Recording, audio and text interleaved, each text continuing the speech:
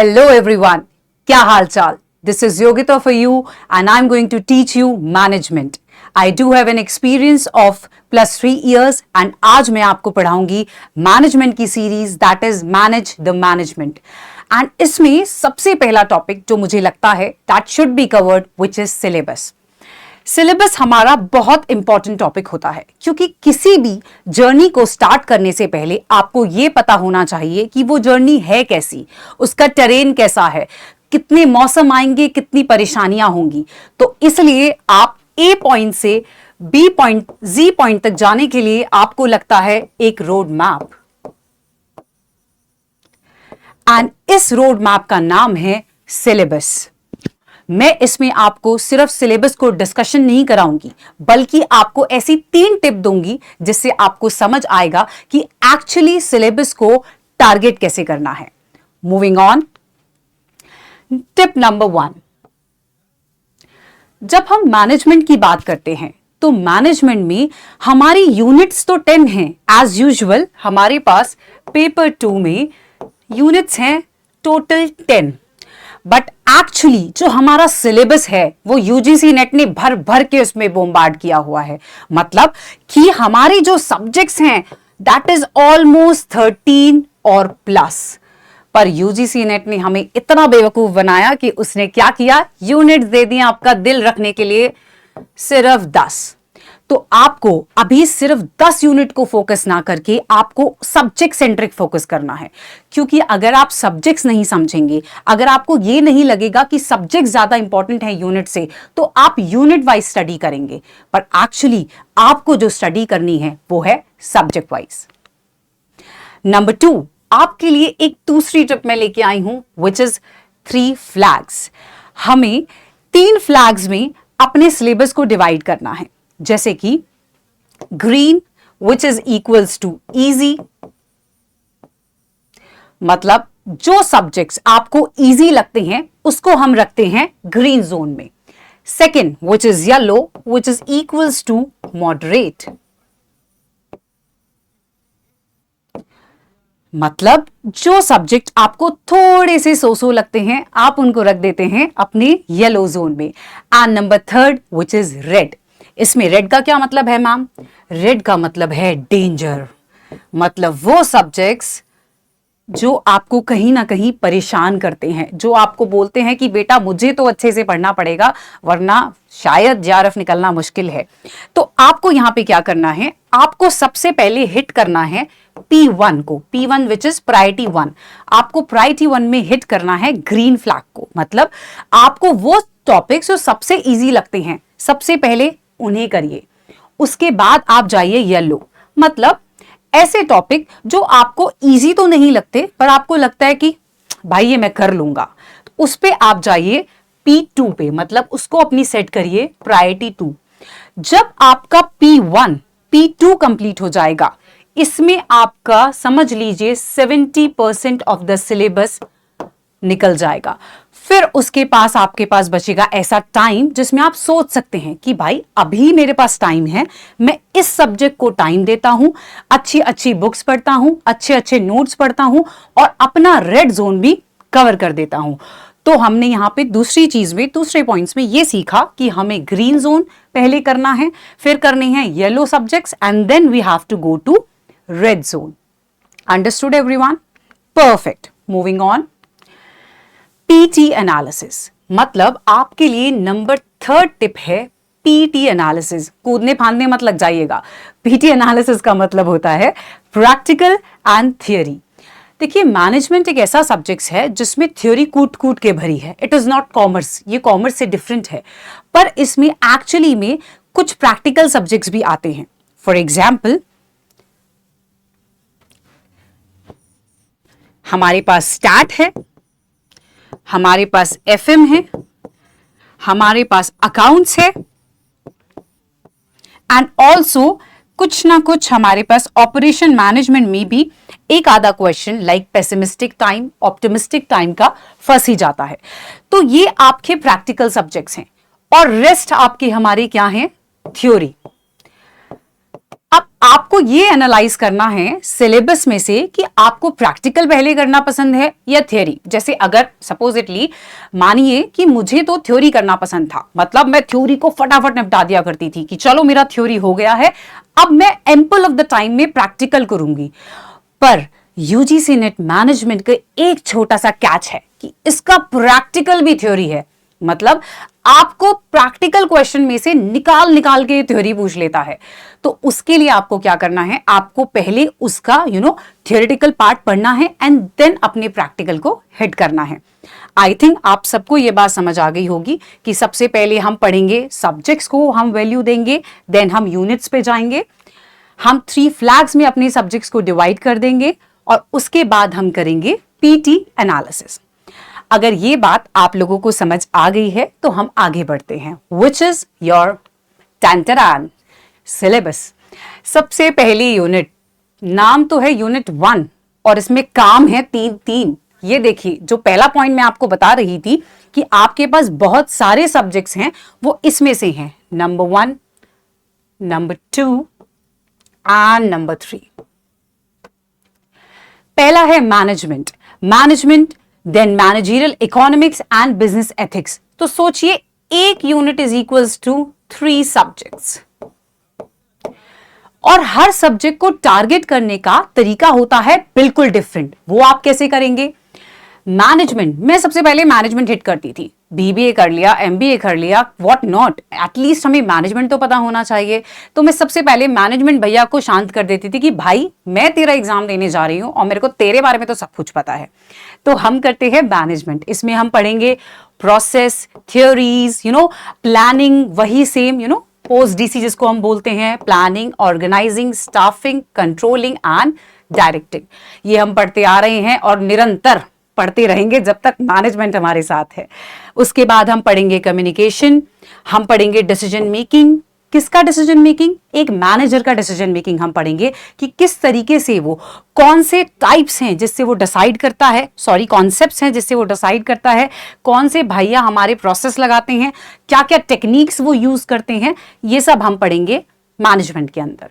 Also मेरी management चीजों को इकट्ठा करके रखती है, मतलब टॉप ऑफ द फनल में रखती है, दैट इज सेंट्रलाइजेशन करके रखती है, या फिर मेरी मैनेजमेंट चीजों को डिसेंट्रलाइज कर देती है, दैट इज योर डिसेंट्रलाइजेशन। ये सब हम किस में पढ़ेंगे? ये सब हम पढ़ेंगे अपने मैनेजमेंट में।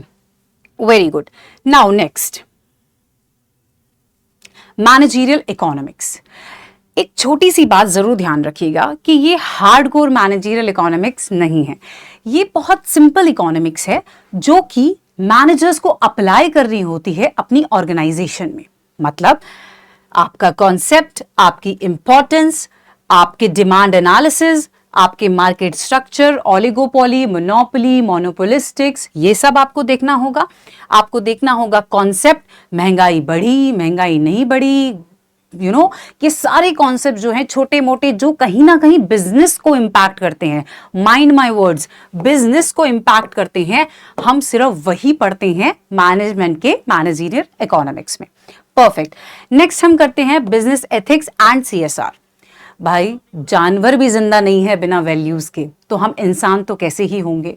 और इंसान भी एक नहीं, पूरी मैनेजमेंट में पता नहीं कितने कई सौ करोड़ लोग लग जाते हैं, तब जाके एक सिस्टम बैठा है मैनेजमेंट का।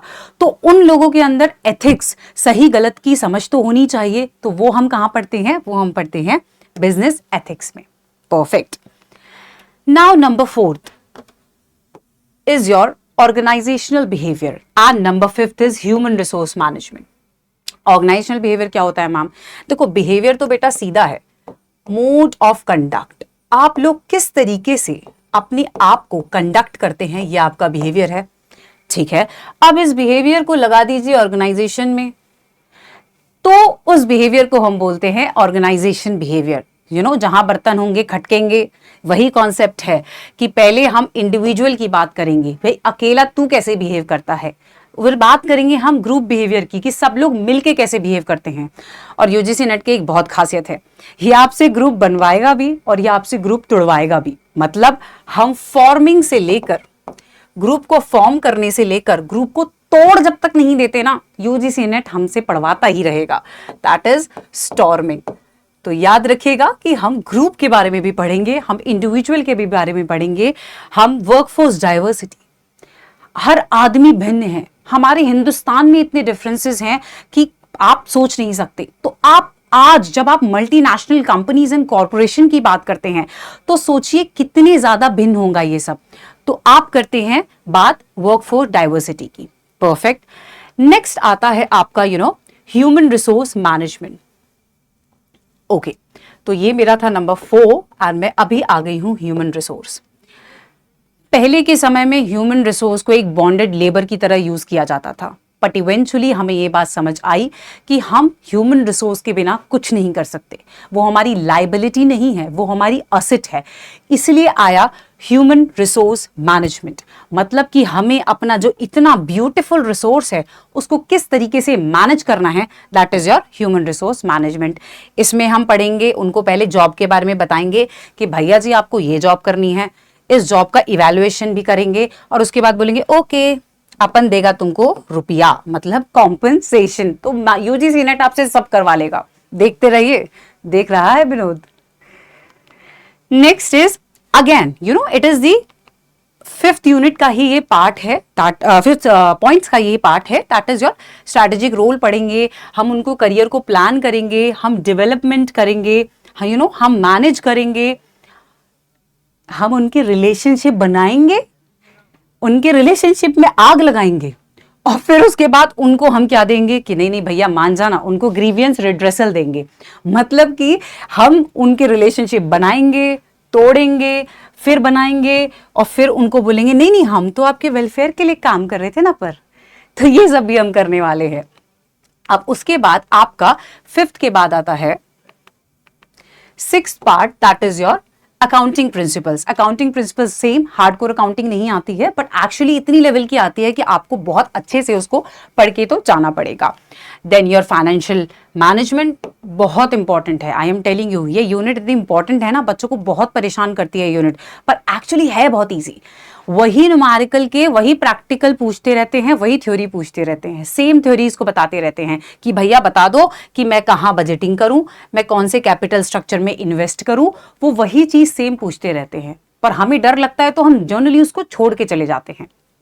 Moving on to again financial management का ये सब पार्ट है जिसमें हम डिविडेंड पढ़ेंगे, डिविडेंड की थ्योरी क्या होनी चाहिए, है ना, हम डेरिवेट्स पढ़ेंगे, हम वर्किंग कैपिटल पढ़ेंगे कि कहाँ से तो हम पैसा लगा रहे हैं, लग रहा है, हम कैपिटल बजटिंग पढ़ेंगे and so on. Now number 8 is strategic management. मुझे बहुत पसंद है स्ट्रैटेजी बनाना, प्लान करना, जो हम नेट के लिए नहीं बना पाते वो स्ट्रैटेजी मैं आपको यहाँ सिखाने वाली हूँ कि किस तरीके से आप स्ट्रैटेजिक मैनेजमेंट की हेल्प से अपनी स्ट्रैटेजी बना सकते हैं, जो बिजनेस एंड बाकी बड़ी बड़ी यूनिट्स लगा रही हैं अपने मैनेजमेंट को और बेहतर करने के लिए।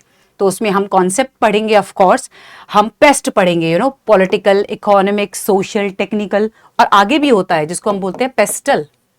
हम पेस्टल एनालिसिस भी करेंगे या फिर हम इसको ईएल भी लिख देते हैं कभी कभी। Very good. हम वैल्यू चेन पढ़ेंगे, हम स्वॉट करेंगे, स्ट्रेंथ, वीकनेस, अपॉर्चुनिटीज, थ्रेट्स। मैं आपको शॉर्ट्स के थ्रू भी ये करवाऊंगी, बट अभी आप यहाँ पे भी करने वाले हैं स्वॉट एनालिसिस। आप बीसीजी मैट्रिक्स पढ़ेंगे, बॉस्टन कंसल्टेंसी ग्रुप की मैट्रिक्स आप पढ़ेंगे एंड आप फिर उसके बाद देखेंगे कि एक्चुअली स्ट्रैटेजी बना तो ली पर उसको इंप्लीमेंट करने में क्या क्या प्रॉब्लम्स आ सकती हैं, वो भी हम थोड़ा सा पढ़ के चलेंगे। परफेक्ट। अब 8th के बाद आपके पास 9th आएगा, मार्केटिंग। इतने भर भर के क्वेश्चंस इसमें से आते हैं और इतने अच्छे क्वेश्चंस आते हैं कि एक्चुअली ये इतनी स्कोरिंग यूनिट है कि अगर आप इसको कर लो ना, आपके 8-9 क्वेश्चंस तो बनते ही बनते हैं। तो आप इसको बहुत अच्छे से करिए। ये आपको प्रोडक्ट बनवाएगा भी, ये 4 रुपीज प्रोडक्ट को बनवाएगा, उठाएगा, गिराएगा और फिर बोलेगा चलो चलो पुश करो इसको, प्राइस बता इसकी, अब इसका प्रोडक्ट लाइफ साइकिल बता दे मेरे को, अब बता कि कौन सी एडवर्टाइजिंग मैं इसमें इंप्लीमेंटेशन करूं। आप सब कर देंगे इसमें। जब आप मार्केट पढ़ेंगे तो मार्केट कर किसके लिए रहा है? Consumer is the king. Exactly. तो इसके साथ हम पढ़ेंगे कंज्यूमर बिहेवियर, जो कि हम 9th मान के चल सकते हैं, 10th मान के we can do it, let's make it 10th। पर ये कहीं ना कहीं मोर और लेस मार्केटिंग का ही पार्ट है, क्योंकि मार्केटिंग हम कर किसके ले रहे हैं, अल्टीमेटली हम मार्केटिंग इन भाई साहब के लिए कर रहे हैं जो कि मेरा सामान ले रहे हैं, राइट। हम कंज्यूमर कस्टमर में क्या फर्क होता है ये सब पढ़ने वाले हैं। आप लॉजिस्टिक्स पढ़ेंगे, आप ब्रांड को कैसे मैनेज करना है ना। एंटी डैंड्रफ शैम्पू मतलब हेड एंड शोल्डर, ये बात कैसे पता है, ये बात ऐसे पता है कि इस तरीके से ब्रांड को आपके दिमाग में पोजीशन कर दिया गया है कि ठंडा मतलब तो कोका कोला। तो ये सब हम इसमें पढ़ते हैं। उसके बाद हम हमारे कस्टमर से एक रिलेशनशिप बनाएंगे कि भैया भैया आप बहुत इंपॉर्टेंट है। अच्छा अच्छा अच्छा, आपका आपके साबुन में आपके चीज़ें खराब निकली हैं, ओ जो हमने प्रोवाइड किया था नहीं कर पाए, ओके ओके ओके मैं कॉल करता हूँ आपको। फीडबैक के लिए आपके पास कॉल्स आ रहे हैं, बैक टू बैक आपके पास कॉल्स आ रहे हैं। ये क्यों आते हैं, ये आते हैं आपके साथ एक रिलेशनशिप मेंटेन करने के लिए, क्योंकि कस्टमर नहीं, कंज्यूमर नहीं तो मार्केटिंग नहीं, और मार्केटिंग नहीं तो मैनेजमेंट नहीं, बिजनेस का क्या ही काम क्यों खोल रखा है। परफेक्ट। इसके बाद हम करेंगे 11 नंबर पे स्टैटिस्टिक्स। सेम, इसमें स्टैटिस्टिक्स एक्चुअली बहुत ज्यादा इजी नहीं पूछी जाती है, अच्छी स्टैटिस्टिक्स पूछी जाती है, और जो इसका थियोरेटिकल पार्ट है वो और भी ज्यादा day by day UGC net उसको और अच्छे से पूछता जा रहा है। तो आई थिंक आपको उस पर भी थोड़ा ध्यान देना है। देन आपका है ऑपरेशंस मैनेजमेंट। अगर आप मुझे बोलेंगे तो मैं आपको बता देती हूँ कि आप इसमें डेटा कलेक्शन करेंगे, क्वेश्चनेयर हमारा जो रिसर्च मेथोडोलॉजी वाला होता है वो कहीं ना कहीं इस पे अप्लाई होता है। तो ये कनेक्टेड है, आपको बहुत हेल्प मिलेगी पेपर 1 और पेपर 2 में स्टैटिस्टिक्स में बहुत मैचिंग है। देन आपका ऑपरेशंस मैनेजमेंट। ऑपरेशंस मैनेजमेंट में आप क्या करते हैं, ऑपरेशंस मैनेजमेंट में आप अपने ऑपरेशंस को मैनेज करेंगे, मतलब कि अपने इनपुट को आउटपुट तक लगाने के लिए जो भी चीजें चल रही हैं, जो भी प्रोसेस है, उसको हम देखेंगे कहां, ऑपरेशंस मैनेजमेंट में। Very good. नेक्स्ट और क्या करेंगे मैम, हम ERP लगाएंगे, है ना, हम स्केड्यूलिंग करेंगे, लोड करेंगे, सीक्वेंस में लगाएंगे सामान को, और क्या कर सकते हैं हम बेंचमार्किंग करेंगे।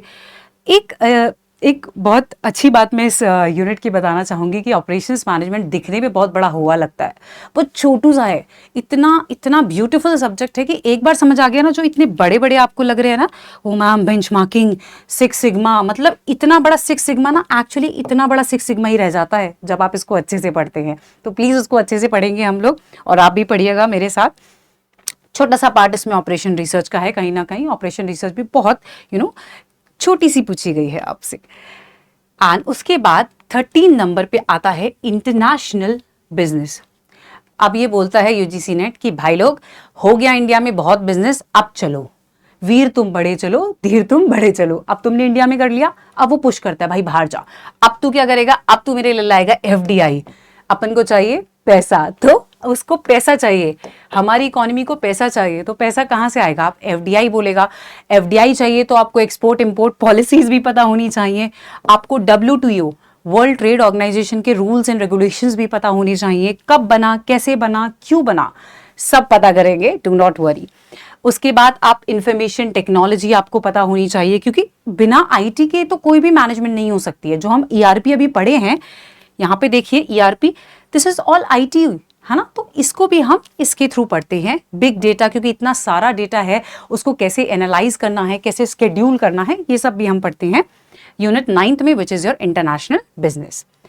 एंड 14, देखिए मैंने अपना वादा पूरा किया, मैंने बोला था ना कि यूनिट बेशक 10 हो, सब्जेक्ट्स 13+ दिखाऊंगी मैं आपको। ये देख लीजिए लास्ट यूनिट में 14 निकल के आ रहा है, मतलब कि आपको करना है एंटरप्रेन्योरशिप डेवलपमेंट। अब ये क्या चीज है, एंटरप्रेन्योरशिप डेवलपमेंट का मतलब ये है कि जब आप पहले मैनेजर बन गए, सारा काम कर लिया, बाहर भी चले गए, अब यूजीसी नेट बोलता है बेटा आप खुद का बिजनेस खोल। कैसे खोलेगा, क्यों खोलेगा, किस तरीके से खोलेगा, वो यहाँ है कि भाई आप बताइए कॉन्सेप्ट क्या है, कौन कौन से एंटरप्रेन्योर होते हैं, है ना। अब उसके बाद एक आता है एंटरप्रेन्योरशिप। ये क्या होता है, बोलते हैं एक बिजनेस के अंदर एक मसीहा निकल जाए जो बोले कि नहीं नहीं मेरे पास ये आइडिया है, मैं ये बिजनेस कर सकता हूँ, उसके बारे में हम पढ़ेंगे एंटरप्रेन्योरशिप में। हम वुमेन एंटरप्रेन्योर, मतलब महिलाओं की बात ना हो ऐसा हो ही नहीं सकता, तो हम वुमेन एंटरप्रेन्योरशिप के बारे में भी यहाँ पे पढ़ेंगे। महिलाएं और ये हमारा रूरल एरिया, इसके बारे में भी हम यहीं पे पढ़ेंगे। उसके बाद बिजनेस में क्या क्या इनोवेशंस हो रहे हैं, मुझे अगर बिजनेस स्टार्ट करना है, मुझे एंटरप्रेन्योर बनना है, तो मुझे एक प्लान बनाना पड़ेगा। अगर मैंने सपने देख लिए कि मैं तो भाई कमाऊंगी करोड़ों रुपया, स्टार्ट में कर रही हूँ 100 रुपए से, उसको 100 से करोड़ में लाने के लिए मेरे को चाहिए, अगेन बोलोगे आप मैम फिर आप वही पढ़ाने लग गई, प्लान। तो वही प्लान हम बनाते हैं यहाँ पे, और वो प्लान कितना चलेगा, फीजिबिलिटी उसकी कितनी है, वो हम देखते हैं यहाँ पे। परफेक्ट। नाउ हम इसमें micro and small scale industry के बारे में बात करते हैं, क्योंकि अगर हमारी इंडिया की बात हो रही है तो हमारे पास इतने सारे आर्टिजन्स हैं, इतने सारे लोग हैं जो इतनी ब्यूटीफुल चीजें करते हैं, पर उनको कहीं ना कहीं ब्रिटिशर्स के टाइम से ही दबाया जा रहा है। तो हम इनको यहाँ पे उठाएंगे, क्योंकि ये एज हमारा नेट एस्पिरेंट कर्तव्य है कि हम इनके बारे में पढ़ें, इनके बारे में जानें और सोचें कि हम क्या कर सकते हैं। तो हम इनके बारे में पढ़ेंगे। जो इंडस्ट्री मरती जा रही हैं, सिकनेस में जाती जा रही हैं, उनको क्या उठाया जाए या फिर उनको अब छोड़ दिया जाए क्योंकि उनका हाल बुरा है, ये भी हम यहाँ पे पढ़ने वाले हैं। तो आई थिंक मैंने आपको पूरा एनालाइज करके दिखा दिया है कि 14 सब्जेक्ट किस तरीके से यहाँ पे आते हैं 10 यूनिट्स के अंदर। नेक्स्ट, अगर आपको ये सेशन अच्छा लगा एंड यू वांट कि मैं आपको और अच्छे से मैनेजमेंट पढ़ाऊं और आप कोई भी अपडेट मिस ना करें, तो please you have to join my Telegram group, जिसमें आपको मिलेगा डेली पीडीएफ मेरे सारे सेशंस का। आपको डिस्कशन करेंगे हम लोग वहां पे बहुत सारा मैनेजमेंट के बारे में, आपके एक एक डाउट मैं सॉल्व करूंगी। जैसे कि मैं बोलती हूँ, do not just understand the management, manage the management bro. हम डायरेक्ट इंटरैक्शन कर सकते हैं। मैं लाऊंगी आपके लिए ढेर सारी क्विज एंड पोल्स। तो do not forget to subscribe and stay tuned with me, so that आपका ये यूजीसी नेट 2025 का अटेम्प्ट रहे आपका last UGC NET attempt. Thank you. This is Yogita.